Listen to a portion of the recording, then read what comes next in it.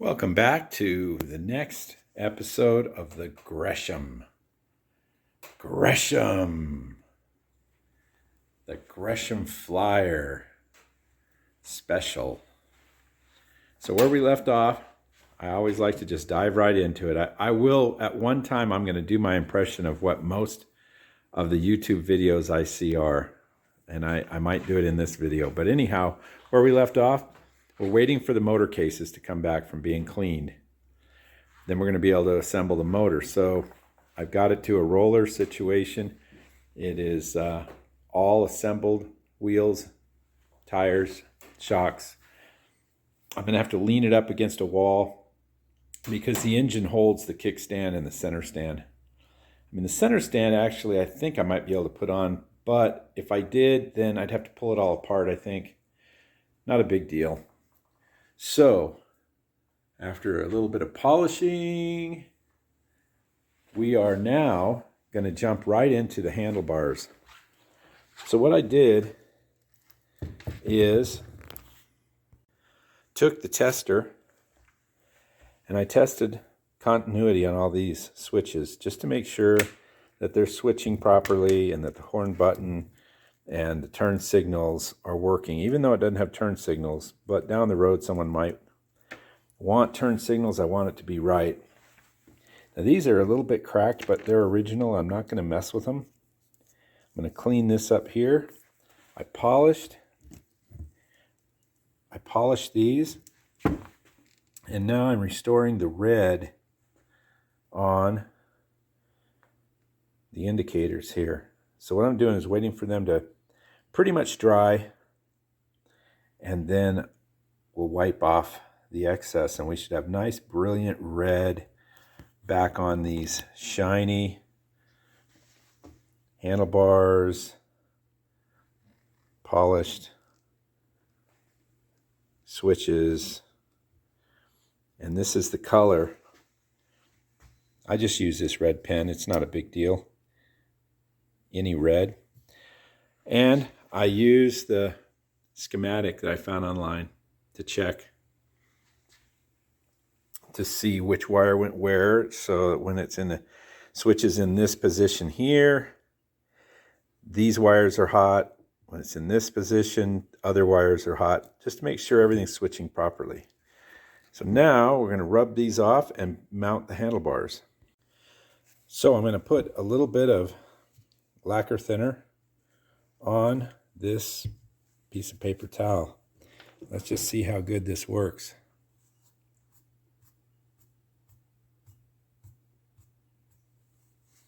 Just a little at a time. We just want the top part.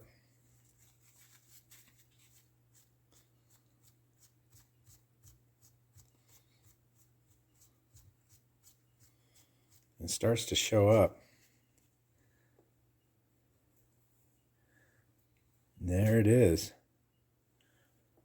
A little high, a little low. And there's the other side. Red. Now let's put them on. These go through this hole. So I'll feed those through. And these get the nice new plated bolts, or nuts, bolts. They go on there. I'm not going to spend a lot of time because I think everybody knows how to put a set of handlebars on. But it does look nice with the polished bracket here, all kind of overly polished.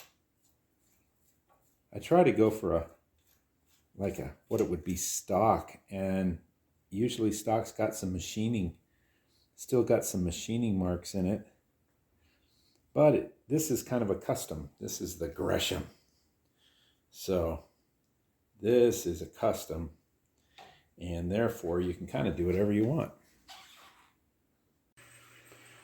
So here's an experiment. This is frozen, completely frozen. And it just doesn't want to drop in like it does I wanted to see if it makes more difference if the bearing's frozen or whether the case is baked. So I'm going to go ahead, since this is not falling in, I'd rather not beat on it. So I'm going to bake this in the oven and keep this frozen. And this is the temperature that I've seen more people use than not. You know, 250, 200. There it is.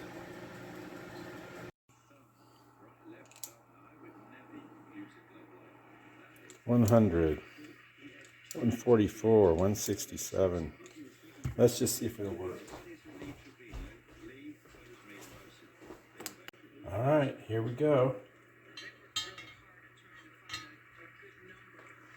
Well, it's halfway there.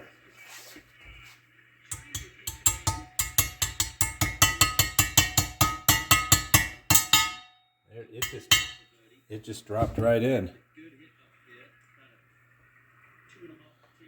There it is. So you don't have to. And this was in 250. It was in the oven at 250 for maybe 20 minutes. Probably longer, probably more like 30 minutes. So that's that. We'll do the other one and start to get these cases ready to put the crank in. I wanted to show you how it slides in. Now it slid in for me with, it just dropped in there the first time. Obviously, it went in pretty easy that time. So you can see how heating the cases, 123. That was 30 minutes in the oven at 250. And then the bearing itself, it still feels cold. But it's showing 99. Anyway, it's still chilly. Yeah, it's getting a little warmer now.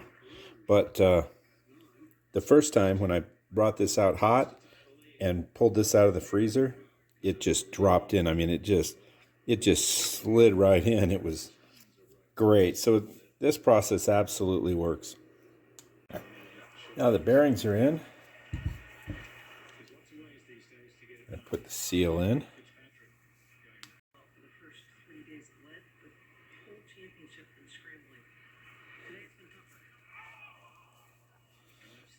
Get a little grease on that. Man, that stuff's stringy. And just get the lip a little lubed up there.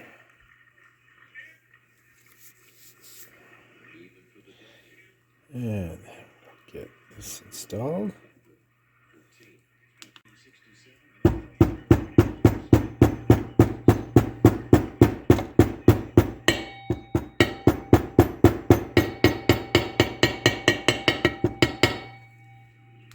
And I put a little bit of assembly lubricant on the bearing and the little bushing there where the transmission's going to ride. And now the transmission, if it doesn't fall apart in my hands.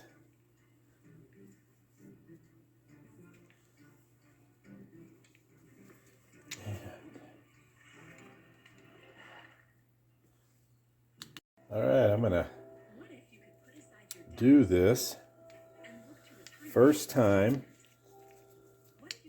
right on camera, live. This is live and in action right now. It's live, I'm telling you, live.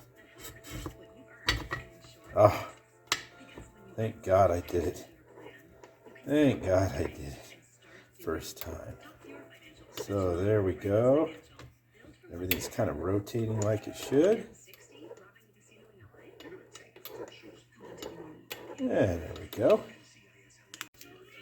And I'm going to put a little of this assembly lube on the bearing, on the crank on both sides, just for that initial startup. And that will drop in the crank. Should be easy peasy. Here we are.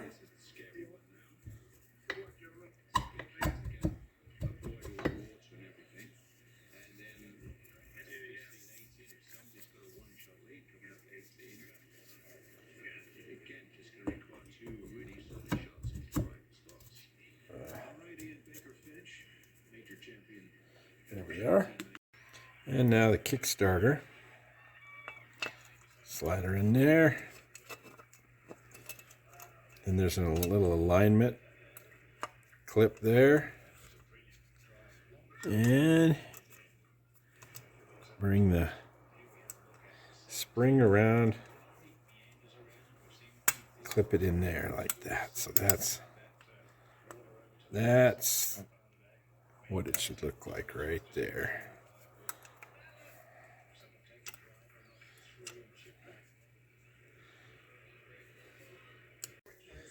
So now it's time to open up the gasket kit. And like it says here, CT90 K1, K2, K3, K4. There it is. These are the alignment dowels right here. Now they survived through the process of cleaning the cases and pulling this thing apart, so that's good. And this gasket looks to be just perfect. So we're ready to put the cases together. So we're just to the point where we're going to take it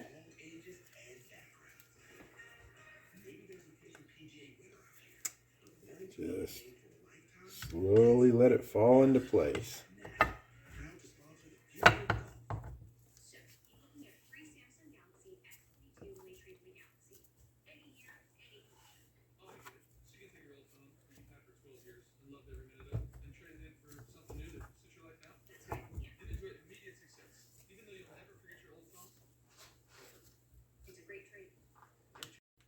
Normally what I do, once I've got it joined, we're gonna screw the cases together. Normally what I do is I either replate or buy new screws. If they're in good shape, I replate them. But this came with this whole setup, and I'm not much for the Allen head screws as far as in restoration terms, as far as it being stock and that sort of thing. But this is going to be a custom, so I'm going to go ahead and use this whole set here. It's a stainless steel Allen bolt set, CT110, Trail 110. I'm sure it'll be the same for this. And I also have a gazillion of these Allen head stainless steel from taking these things apart when people have, quote, quote, upgraded. And then I have to go back to original to make it, if I'm restoring it to original. So I've got a lot of these extras, and I've got this. I put the Kickstarter on there, and if you watch this gear, now these are all torqued, and the torque was, around 7.5 foot-pounds, which was about 89, 90 inch-pounds. So those are all torqued, and what I like to do is just make sure there's no issues. You can see the Kickstarter turns that gear, and the gear turns freely when the Kickstarter isn't engaged. When it's engaged, you can feel it's locked up, but it falls back and out of the way. So we're good there. Now we'll just move on. Now I don't know if you remember, but this shaft here was bent. So I sourced a used shaft off of eBay. There's a little difference here. The other shaft I had a washer here. This has like a little flared end right on the end of this. So I'm not sure, but I'm going to give it a try. I would have to say it's going to work. And so just put a little bit of assembly lube on the shaft. And then let's just drop it in here.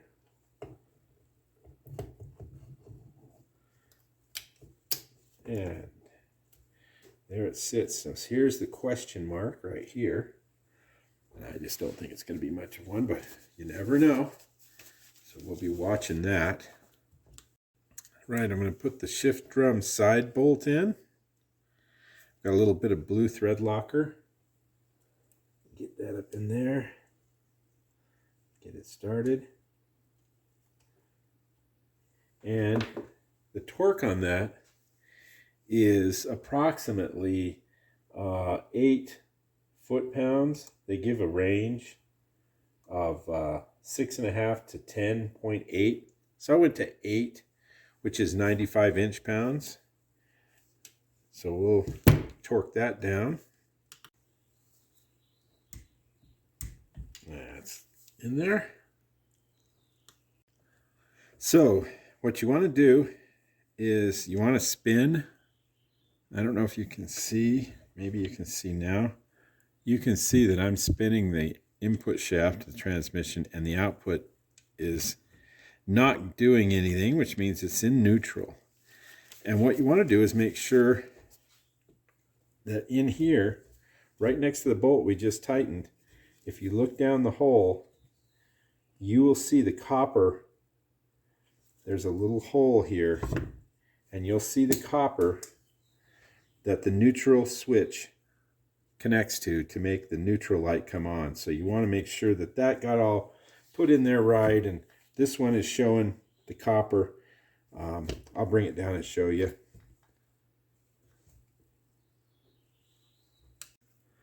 So you can see down in there that there's a copper like washer, and in neutral that copper will be exposed, and you can see how and where it touches the pin to turn the neutral light on. So everything's in good order there. And now I'm going to warn you that these I call the Shingletown Shims. They're squirrely. I mean, you can tip this over just a little bit and they come flying out. I mean, it's just like it explodes like they do in Shingletown, just out of nowhere and all over the floor, and you'll be running around because they're round, and you know, trying to catch somebody in Shingletown, it's difficult. So just be careful, because you got these pins, and you want to make sure all 3 of them are in. So this is the stopper plate, and what is going on with it here is something happened where it's a little gouged. See it right in there. There's a little gouge in it, and I don't like to risk putting something together, especially in the shifting area.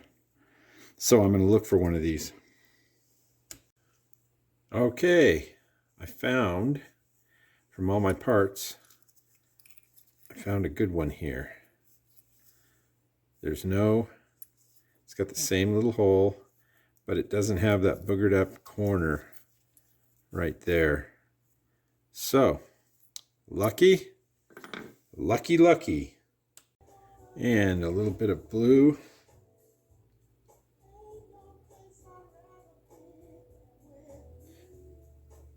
And you tighten that down, and there's a torque for it. And it's 96. 96 is the torque. This is what I'm using. It's just a little attachment, and I'm sure there's better ways to do this, but this is all I have. So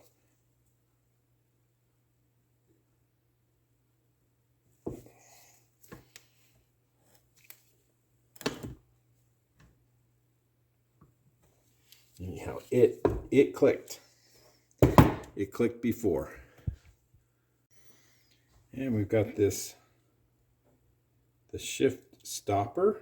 The spring goes in there first, and then the arm, a little bit of blue Loctite. I don't know if it really calls for it on this, but I put it on there anyway.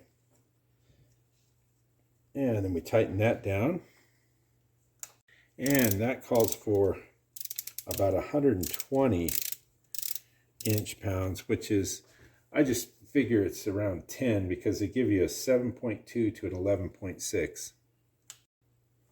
Yeah, get it. There it is. And our shifter is all good here.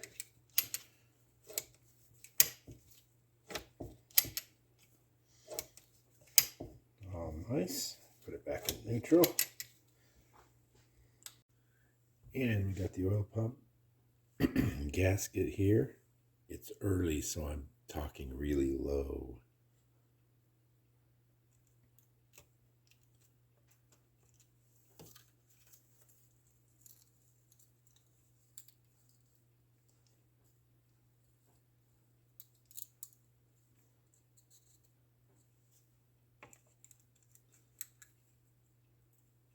There we go. Just like so.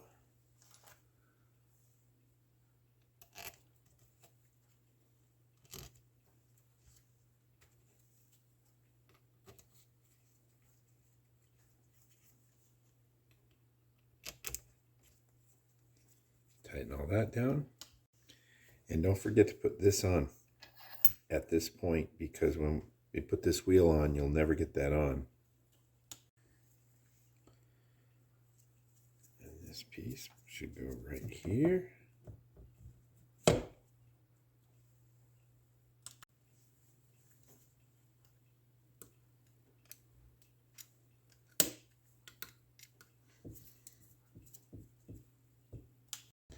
Okay, while it's out, the clutch, remember I had to drill off the heads of one of these bolts, so I am going to have to fix this, and I'm going to clean all the crud out. This is a oil filter of sorts, so I'll do that, and then we'll install this.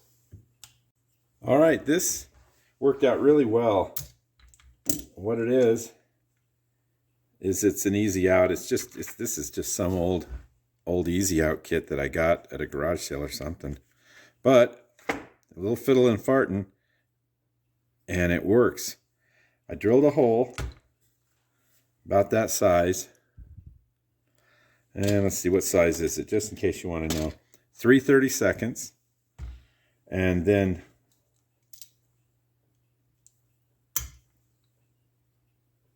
I just pulled it out, and there it is. So that's really good, because I want to use everything from that one. The motor I got out of the CT90. I've got an ATC90. I could have taken and used a different clutch on the ATC90, but I want to keep everything the same on this motor. So there we go, we're in business. And there's a before, and you can see all the stuff in there. So we've got this brass shim on here, and it goes right inside the clutch. And we just let those teeth line up, and there it is. Falls right in place. And you drop the little little washer with the little pins on it. Put this in here. All right, so the nut is 27 to 32 foot-pounds, which gives you enough leeway to get the little tabs to line up on one of the slots in that nut. So I'm going to use my handy dandy washer, and I'll put it in the gear teeth. There we go. Kind of wants to come out. Oh, we're tightening. Oh, no, that's right. We're not tightening because the clutch is separate. So, in this situation, we need to take a 3/8 extension, and then that will hold the crank right where it needs to be.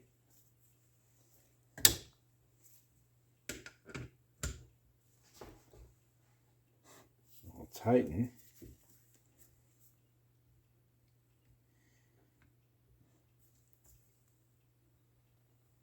And I'm going to tighten to 20.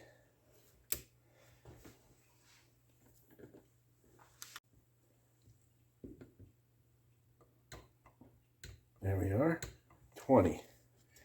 Now let's see if okay, we're really close on one of the little tabs. So, all right, so when I've got it at 30, and here it click. So, got it at 30, and I've got one tab that's just so close to lining up. I'm going to go to the 32, and I'm going to move it just a hair. So it'll be right on the tight inside. One more little. There we go. Okay. So we'll bend this tab up and we're done. I thought I'd show you my little setup here so you can see it. It is holding the crank connecting rod from moving, which gives me the ability to torque the nut. And what I found was that 3/8 drive extension here would slide all the way down, and then I want it bracing, bridging across both parts, so I put the vice grips on it, and that's how I do it. After destroying these two screws, I've got the two new ones here. So we'll get this cover on and screw them down and keep moving on. All right, we flipped the motor over. We're going to start putting in timing chain stuff. Here's the adjuster, timing chain tensioner. I'm using a little blue Loctite on the screws that hold this in. Now this one screw here, I don't know which one it was, but I believe it was this one here. It got a little bit narfed up, so I got a new one. And that's all mounted. And the oil pump gear. There it is. Fell right into place. Timing chain. And a stator. Rubber piece just falls right in there. A little piece there. And that gets you lined up real good. There again, I'm going to use blue Loctite on these.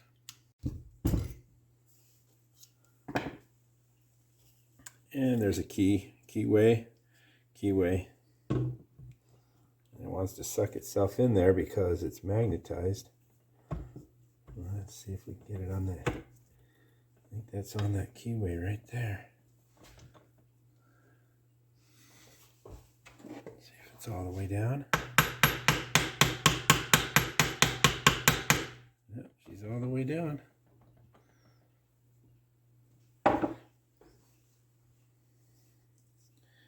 And looked to me like there's a little, that's either rust or it's the remnants of a thread locker. So I don't think there's thread locker. I really don't.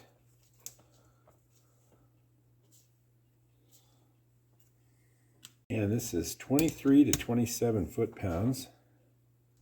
And I'm using my handy dandy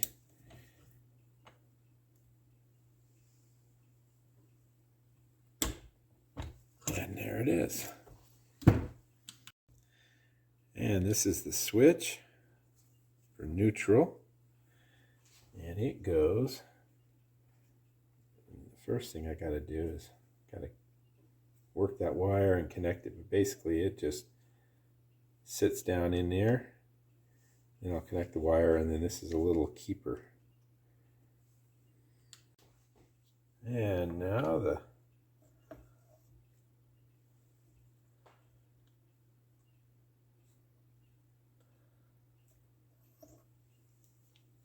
maybe that's backwards. Yeah, there we go. Slid past the seal there. Okay, so the side, this little cover here with the sub-transmission, you're trying to keep the oil in this.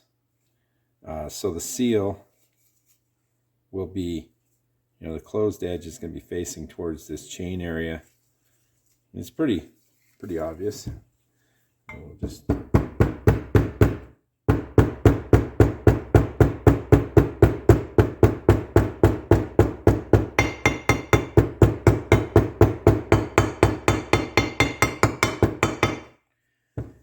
this little hammer, I thought it was ridiculous. I don't know where I found it, in some foreclosure or whatever, trash out, but God, this thing's handy. So if you ever run into one of these little ones, I mean, it just, between this and this, you've got it covered most times on this little motor stuff.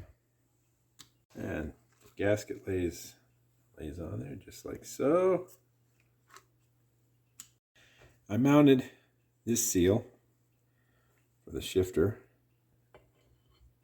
and so let's just see if we can massage this on.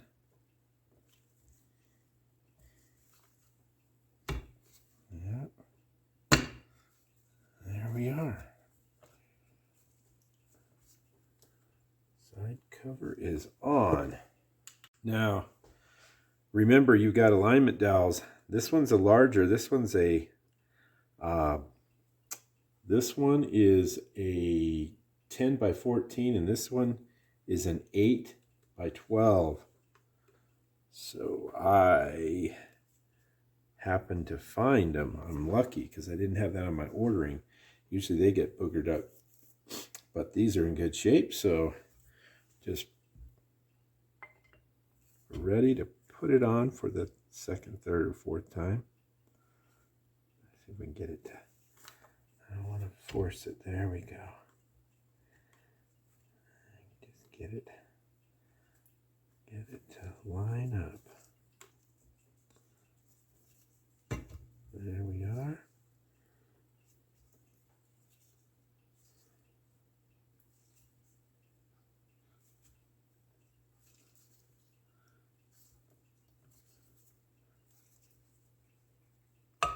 There.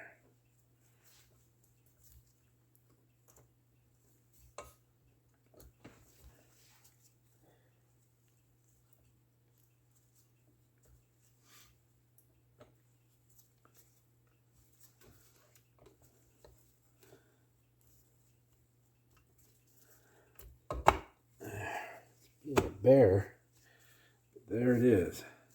Slid on there real nice. And both these seals are in place. Let's move on to the sub-transmission. So what we want to do first is we're going to put this large gear down here. And it's kind of a little difficult to find that spline just right. There we go. Then we're going to put this has got little buildups in it that allow it to not spin. And then put the snap ring on.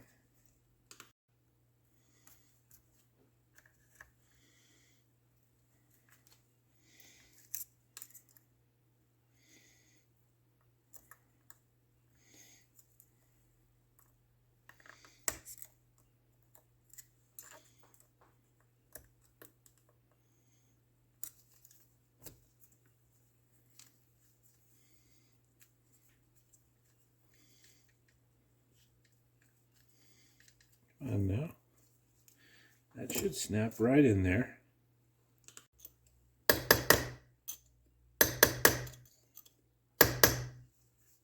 And in here we'll put the bearing. And then you take this little shifter arm, pop it in there, and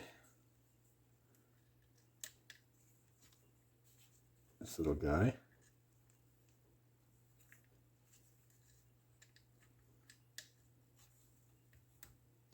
And then there's a clip.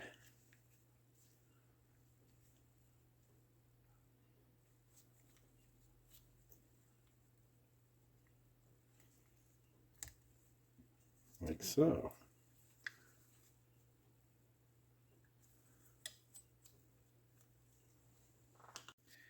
So if you want to see how that goes,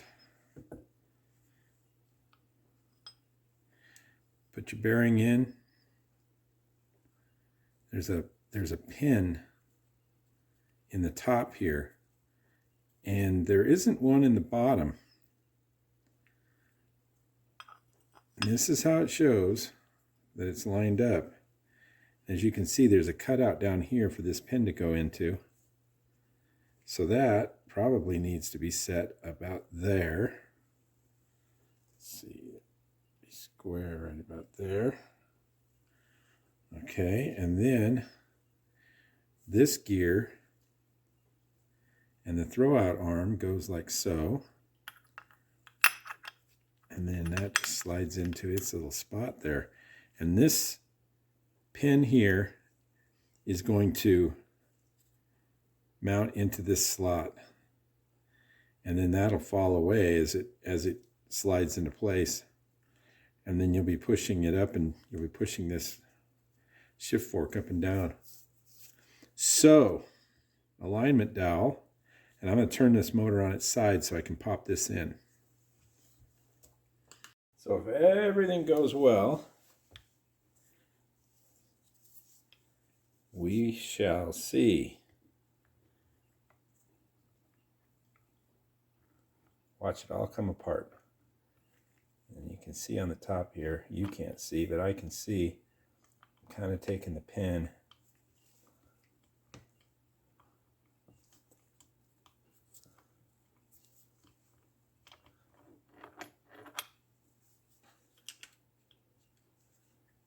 Yeah, just got to work it.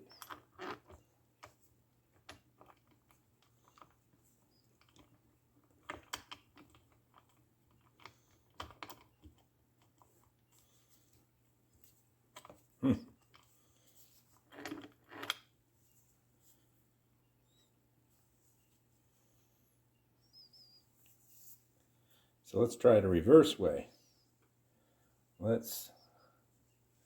I bet this is part of our problem right here. Take the whole thing out. Let's put it in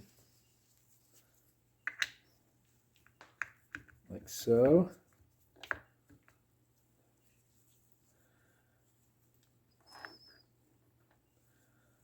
Okay, I think I'm gonna have to do this like this.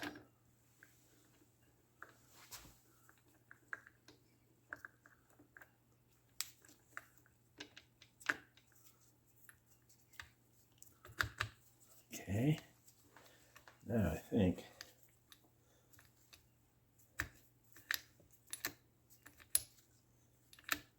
you can see how that changes the gears. That's riding on this outside gearing here, right here, and that is on the back gears. So I like that better. Now if we can keep the bearing from falling out on the nice clean floor.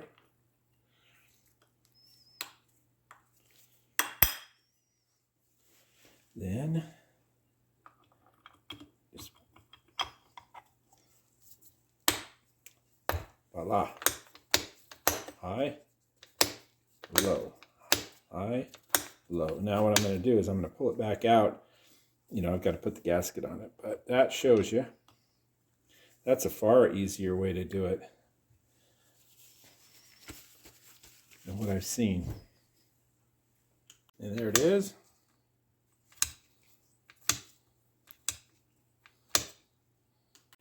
And everything just looks really nice, doesn't it? Well, let me show you what other YouTubers don't want to show you, and that's your screw-ups. This was supposed to go in, down in here, holding the shift spring, sitting up like this. So in other words, that's got to come off, that's got to come off. We're going to put this side. Now I've got that part put back in there. It didn't really take me that long. Start with the bearing. Then we've got this piece here that falls right down into the bearing area. This little spring goes on here. And this goodie, to me, it looks bent. I'm going to see if I've got another one of these. So I did find a perfectly straight one. And I went ahead and just took everything from the other one, other than the bearing. Bearing is fine. So that part slips down in there. You get your spring loaded middle. Then you lay the spring on there. And then that sits in there, just like that. And you bring this arm over here. And there you are. All set up. Now, I think we can put the side cover on. So, what I've got is a brand new side cover. And it's oh so pretty. But it also comes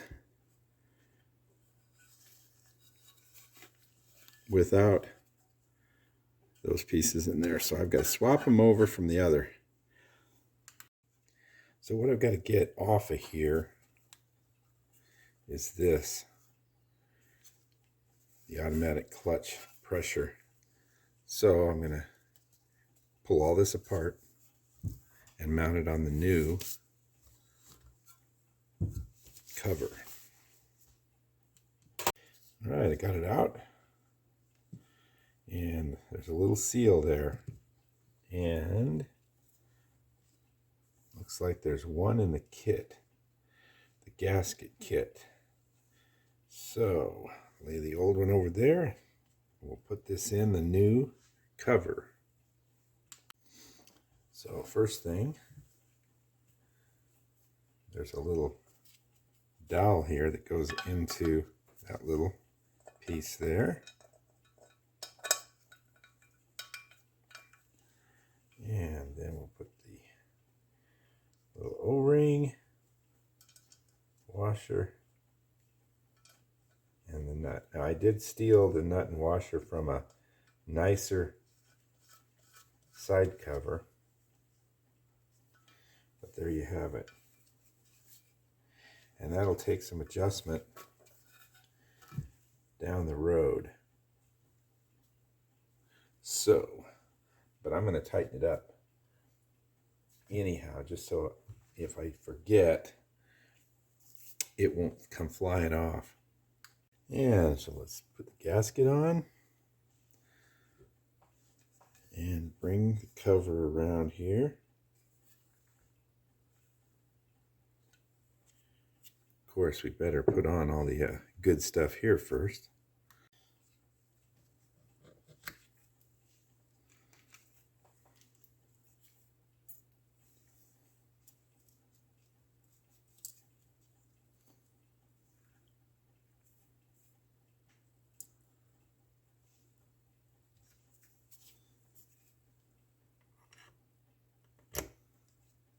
Like so.